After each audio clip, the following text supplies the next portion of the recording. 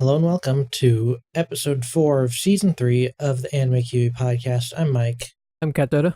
And today we're going to be talking about episodes 15 through 18 of Monster. What do you think of these in general? In general, I like that the show's kind of almost like it's toying with what you think is going to happen. Like, my speculation that there's maybe some Nazi stuff going on, and there's whole plot lines in a few of the episodes that are pretty much just toying with that idea, with the whole new Hitler thing, and the skinheads and them setting fires and stuff. And then it kind of gave you the finger at the end of all of it. Yeah, pretty much. I'm not sure how I feel about the whole split personality thing, but you know, as long as they take it somewhere interesting, then it doesn't really matter. Yeah, I mean, we don't know what they're going to do with it yet at this point. So yeah, as long as it's interesting, you can do anything in a TV show. I ain't gonna tell anybody what they got to do. Yeah.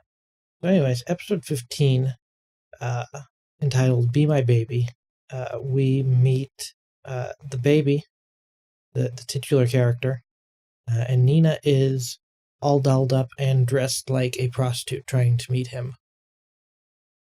So she eventually gets brought in to see the baby, who's a creepy little mini neo-Nazi shitbag dude.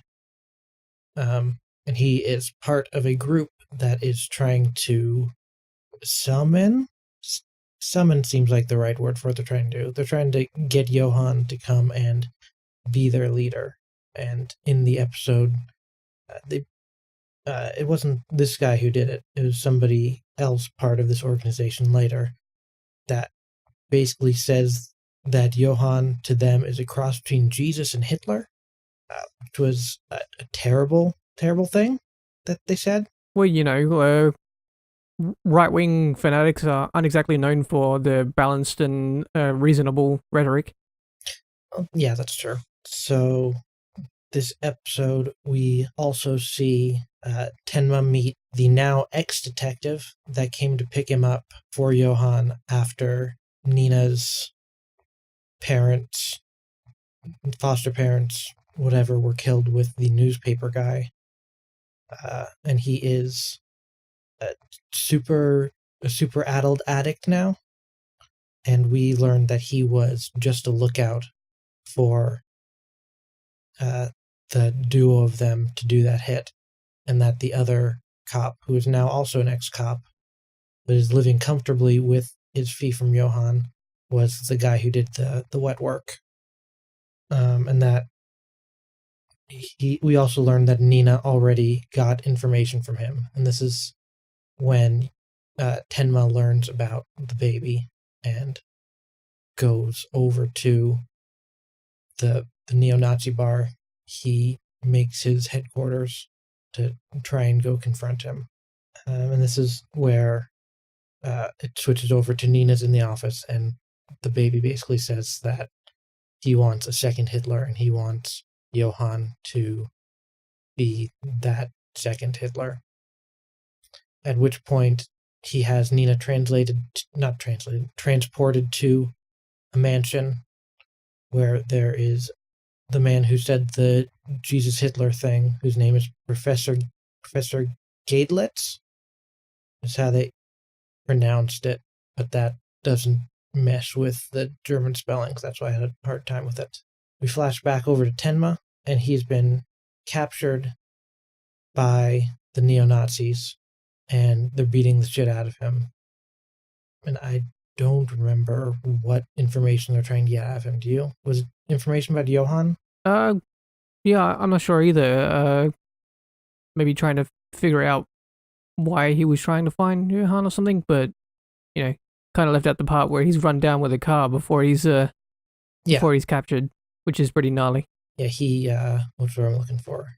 He decides it's not the word, but it'll work.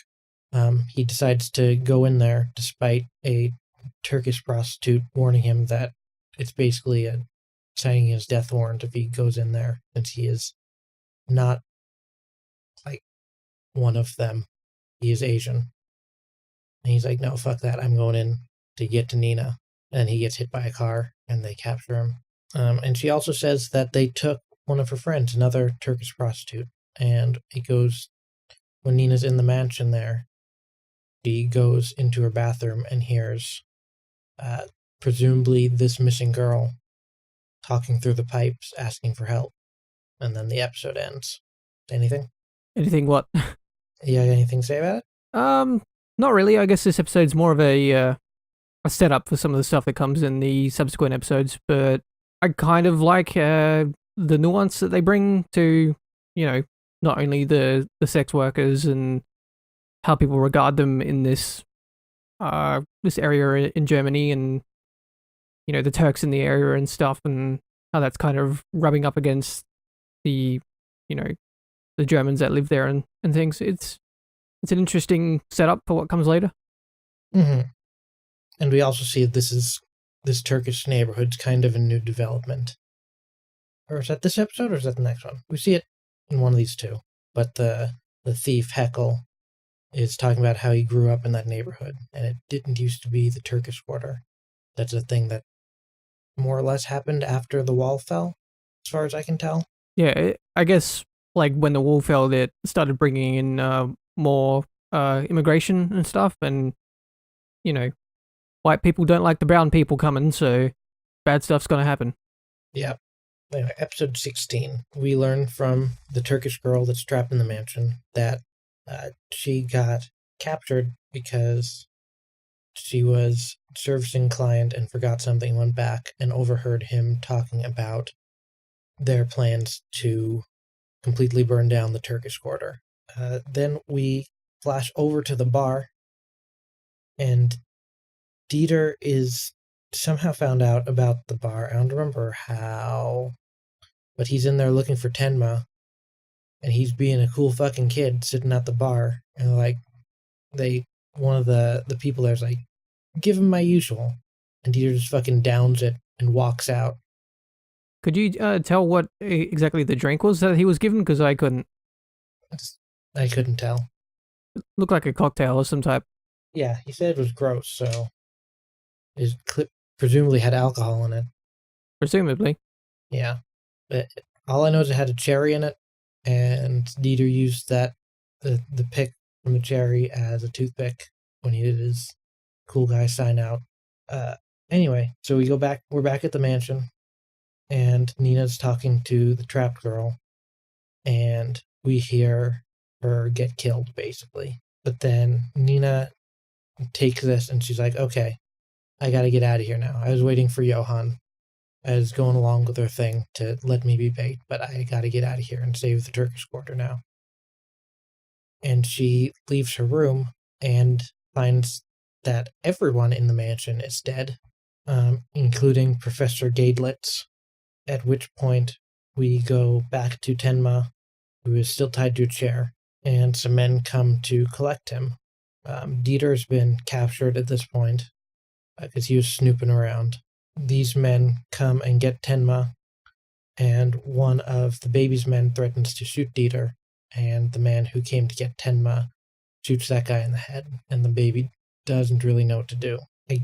These guys seem like they're not completely on the same party line as the baby, but they're clearly higher up in the food chain than him, so he can't do anything about it. So these guys take Tenma and Dieter, and it seems like they're going to the mansion where Nina was. Dieter tells Tenma about the plan to burn down the Turkish quarter, and Tenma grabs one of the guys and puts a gun to his head and tells him to pull the car over so that Dieter can get out and run back to the town and warn them. And he apologizes for betraying their trust and letting him keep his weapon. And I think this is where we find out that these men are subordinates of General Wolf, who we saw in the picture with Johan a couple episodes ago. And they say, no, it's fine. General Wolf will be glad to hear that you don't just see a gun as an accessory, you know how to use it.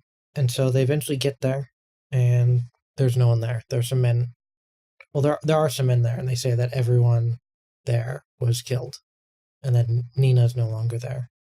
Then we get to go see General Wolf, who looks very different than he did in the picture, and we basically find out that he has rapidly aged through just abject fear of Johann coming after him, basically, and that he found Johann 12 years ago, which is when he was at the Czechoslovakian border, and all that bad shit happened. And I guess that's all scared the shit out of Wolf, basically, right?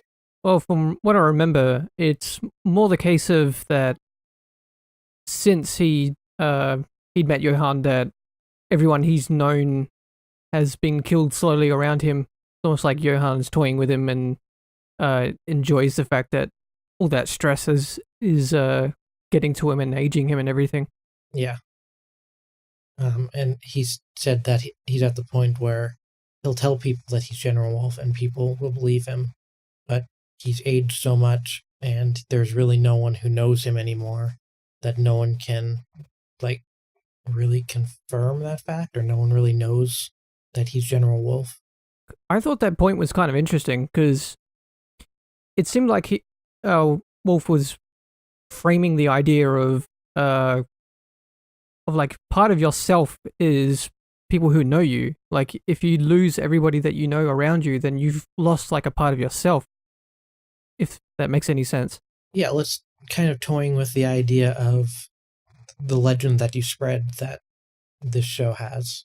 Yeah, definitely. This is like one of the strongest themes in this show is about the things that you leave behind, not just in reputation, but how you treat other people and everything.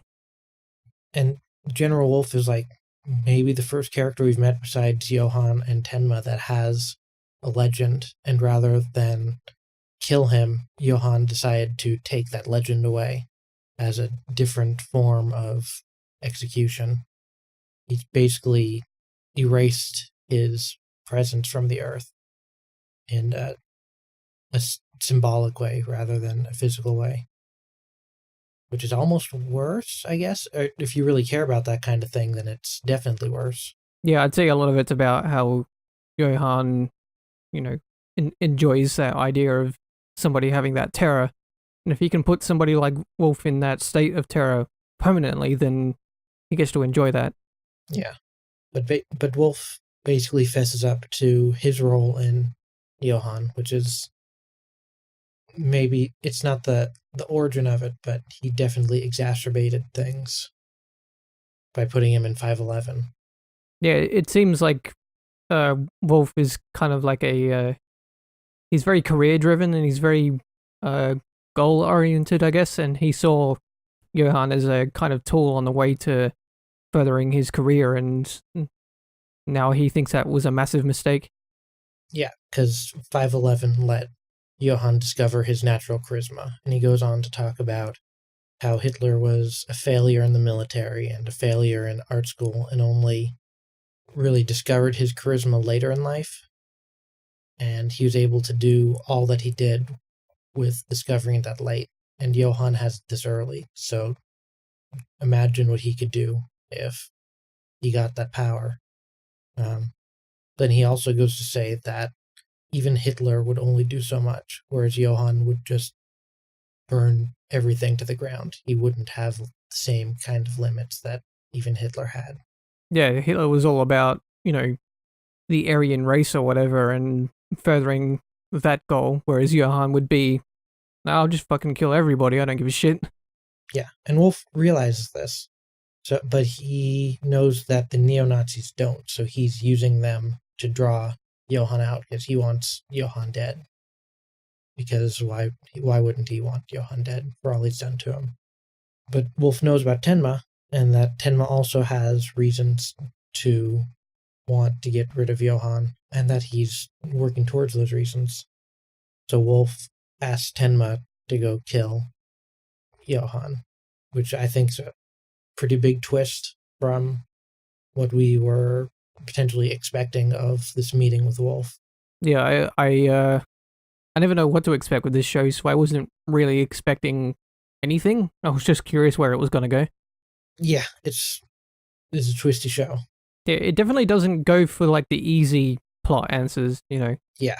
A lot of other writers, when they're writing something like this, might just go for like the automatic idea. Yeah, Wolf is a neo-Nazi too. It's kind of like in a lot of ways, when you're writing stuff like this, when you're plotting this stuff out, a lot of stuff just comes to you kind of easily, and it's almost like the automatic plot points, you know, basic structures and recognized plot structures and whatever. And a lot of writers just fall on that stuff, and it makes a lot of things you watch really predictable because, you know, it's almost like a subconscious thing that is just running in the background in a lot of stories, and I think that's kind of lame and lazy. I think writers who are very conscious of that fact and avoid it are really precious and rare, and so I definitely enjoy that fact that it's twisty and hard to predict. Yeah. And then we also learn that Johan left a message in the house, mainly to Nina, I guess, saying that he'll be on a rooftop and to meet him there at this time, or to get there as soon as he can. And so presumably that's where she is on her way to. And I need a second to try and find some anime for you for our game. Okay, I won't fail this time. I've gotten better at seeing what the real shitty anime is. Okay, ready? Yeah. Okay, this week's anime fake out, as I've called the show number 1, Festival wa ii desu ka? Seiji Sawamoto is the king of school festivals. No matter what his class does, they are always the best. Enter transfer student Keiichi Matsumoto, whose newfound leadership of his class aims to end Seiji's reign. Second show, Sensei no Ojikan Doki Doki School Hours. That can't be a real title. That can't be a real title. Meet Suzuki Mika, teacher at Okitsu High School. Mika is a good teacher, but she has a small problem. Literally. Although she's 27, she is only 148 centimeters tall and has the face of a child. As a result, it is often difficult for Mika to get anyone to take her seriously. Is that it? That is it. I don't know. Like the first one has all the markers of an actual anime. You know, the transfer student and the whole gonna, you know, become the new leader of something. That's more of like a JRPG sort of plot than an actual anime plot, I guess. I don't know. The second one's a bit too on the nose, but it'd be even funnier if that's the real one. So I'm just gonna guess and say that the first one is the real anime. The first one? The first one is the fake one.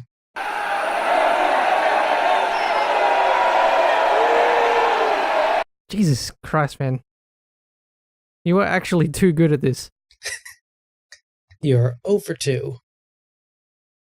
I don't think I'll ever win one of these. Doki Doki School Hours premiered same season as Monster, like 2 days before. That sounds like the dumbest fucking shit in the world. I don't know how tall 148 centimeters is. That should have been a giveaway because I don't use metric. Well, it's not that tall. I mean, it's not that tall, but it's also not that short. Especially in Japan, where the average height's a little bit lower. I have no scale of how tall that is. Well, like 6 feet is 183 centimeters. I'm Okay. like 181 centimeters tall or something. So, like a good foot shorter than me. So like 5 foot, you know? And that's not that short for a woman in Japan. That's shorter. Yeah, it's shorter than me. I'm okay. Yeah, I have no sense of that. That's that game. You are doing poorly at it so far. I'm always proud. You're gonna get one right, and it's going to crush you. Yeah, fuck that. That's when I quit. Anyways, episode 17.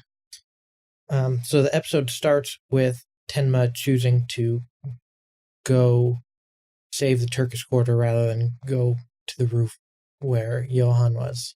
And I wrote in my notes, Johann chooses to save lives rather than take one, instead of Tenma doing that. That would be strange. That would be a big twist, wouldn't it? Certainly would be. Tenma's the monster all along. Anyways, so Dieter and Heckel were talking about saving the Turkish quarter out loud. And some skinheads heard them and came up to them and captured them and tied them up and threw them in a basement and basically sentenced them to burn. Meanwhile, the baby is up in his penthouse view over the Turkish quarter, having dinner while he's waiting for the fire to start.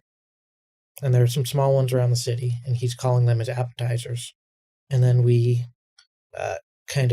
camera shifts in towards him, and when it shifts back out, the two girls he was with are gone, and Nina's there across the table pointing her gun at him, asking about what he's been calling the main dish, which is a big fire. And she gets some information out of him. He has strong enough willpower, I guess, to tell a convincing lie. And she gets sent to where Heckel and Dieter are.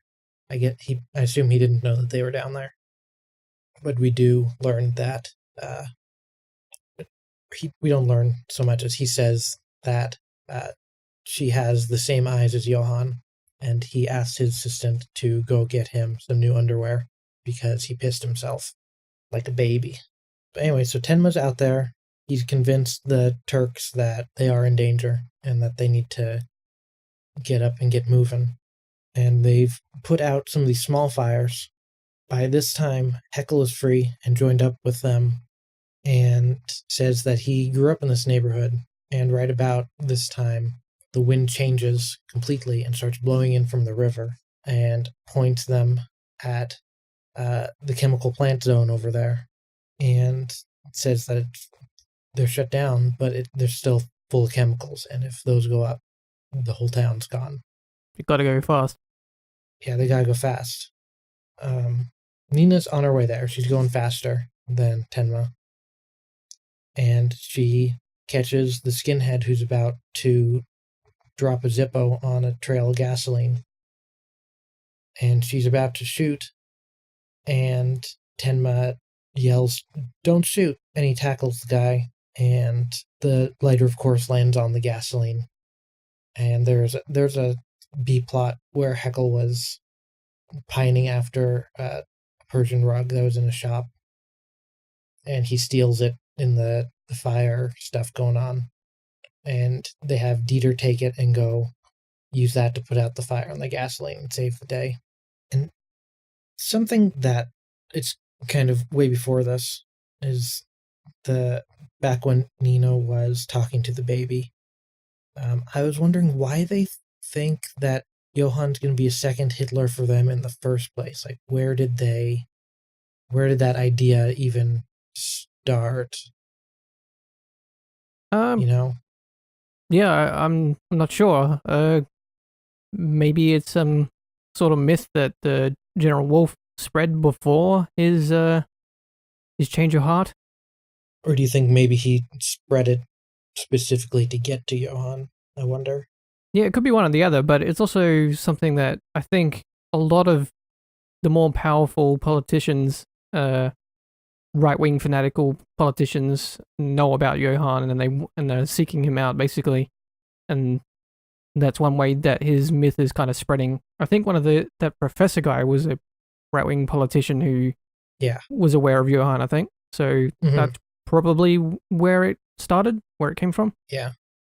I guess he's blonde hair, blue eyes, and kills indiscriminately, so he must be one of us type thing. Yeah, just a case of this psychotic white boy. He likes to kill people, so he must be Hitler. Yeah. Okay, that makes sense. But anyway, so God damn it.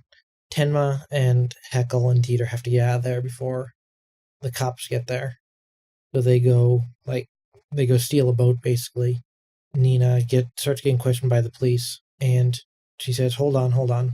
She goes and chases after the boat and starts yelling to Tenma that she went to the rooftop and found out why Johann had her shoot him in the head. And she said it's because I forget exactly what she said. She said something about Johann not doing it, I think, or something. But the long and short of it is that Johann has two personalities. There are two Johanns. Yeah, I guess. I suppose the whole monster thing is supposed to be, as in a literal monster inside of his head that is separate from him. Yeah, because then Tenma goes to the rooftop and sees the message written there that says, "Help me, the monster inside me is about to explode," which is, I guess, a prelude to something even worse and larger scale happening by Johann's hand very soon. Yeah, something I'm confused about is if he has a split personality, then it almost sounds like nobody's actually seen the normal, regular person side of him. Like, I can't think of an encounter anybody's spoken about where Johann has just been a normal, decent person. Maybe the shitty part of Johann's just more powerful of personality. Yeah, maybe the regular person is the personality that only comes out rarely or something. Yeah, I get it. I guess it only had enough control to get there and write that message about him wanting somebody to stop the other half of him. Yeah, maybe the messages are the only time that side of his personality is able to come out. I'm sure we'll see. Yeah. And then we get another little side episode here. It opens with the rooftop scene that we just talked about.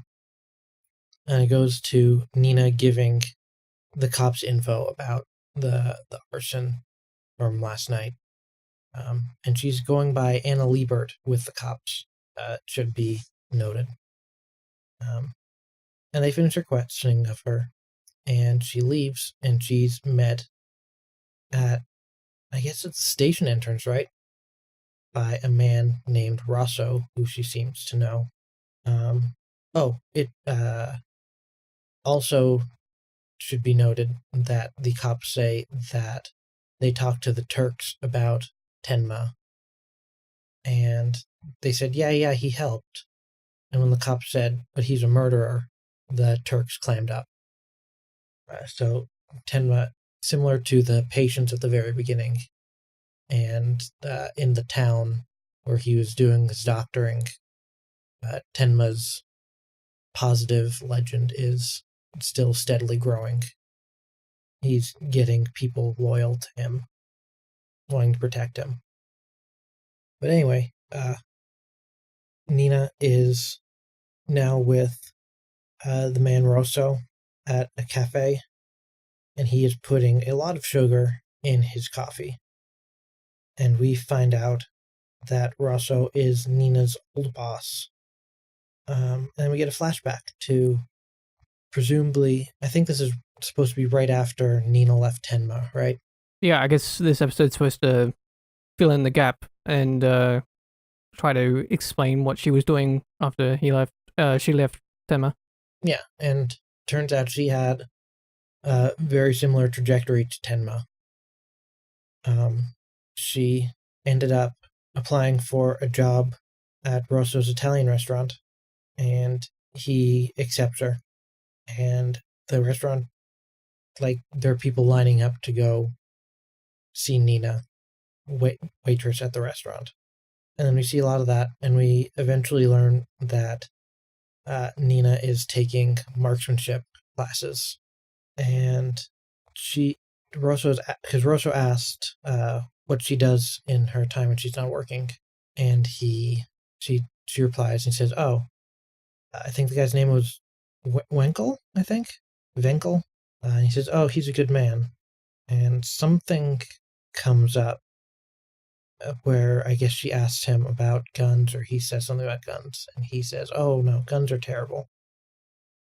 And when he says this, he had a real creepy face, which was strange for him because he seems like a nice guy.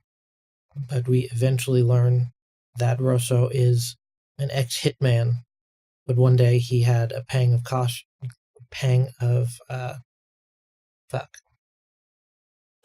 There we go, and saw his target putting sugar in his coffee, and something about that got to him and made it so he just couldn't do it anymore. And that's why he does the thing with a lot of sugar in his coffee now. And the episode ends with he asks Nina if she knew about him the whole time. Why didn't she ask him about shooting? And she says that she didn't want to get him involved in stuff because he was so nice about everything. But yeah, the episode ends with she's on a train leaving, and he says that killing people is easy if you can forget the taste of sugar, which I took to mean that if you can forget what it's like to be human, i.e. become a monster, that killing people's no problem. Something I think is interesting about that quote is he mentions earlier in the episode that, he's living fairly comfortably off the money he's making from being a hitman or a scumbag or whatever. Mm-hmm. And he's eating a lot of fancy food and stuff like that, but he never really appreciated it. Tasted it. Yeah. You never really appreciated or cared about it. And so I think the analogy between forgetting the taste of sugar is like, it's kind of interesting because the way that he explained that he thought about killing people is that, and why he stopped it is because he's taking away the simple pleasures, like the taste of sugar or something. But he himself didn't care about the taste of anything and couldn't really taste sugar or anything like that. So there's almost like an analogy of becoming that monster is almost like a type of death in and of itself. Yeah. Like a death of conscience almost. Mm-hmm. Yeah, makes sense. Yeah, it's just it's kind of an interesting thematic idea, and whenever this stuff comes up in shows like this, it's just, it's rare that I'll watch something like this that makes me think about something in a different way. Yeah, this is all these little side episodes have been really good. Yeah, I'd say that this one did less to progress the plot, but it did a lot in terms of interesting characterization and stuff like that. So I think, I wouldn't classify these things as filler episodes because I consider filler just a waste of time and you can skip those episodes. And I think if you skip this episode, you would be missing a very crucial part of this kind of thematic tapestry this show is weaving, so to speak. Yeah, these character studies are what the show's all about. Yeah, exactly. It's core to what the show's doing. Yeah. But that's these 4 episodes. Next week's gonna be late because I'll be getting back from vacation, and we'll be recording super late. I think I'm just gonna move the scheduled release date to Wednesday because that's when it comes out anyways. Because I'm always super late getting to it. But next week is going to probably be Thursday or Friday.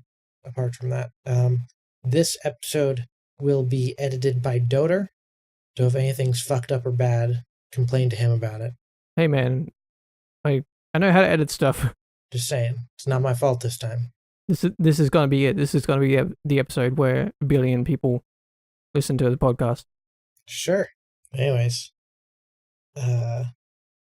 this has been Anime Kiwi. As always, you can send us an email to anime@gamekiwi.net. We're on Facebook and Twitter at The Game Kiwi. We're on iTunes as Pod Kiwi. That's all I can think of right now. Go, remember, subscribe and comment and give us a review on iTunes if you're so inclined, which I hope you are. We have the Satoshi Kon podcast with Mary Kish that, as of time of recording, I am a little over 75% done editing, and it will probably be out in the next week or so. It might be up before this episode, actually. I want to get it out on August 1st. So, anyway, that's the podcast. Thanks for listening. I'm Mike. I'm Kadada. I fucked this up, so keep it anime. You always fuck it up. I haven't fucked it up the last 2 times. I don't remember that.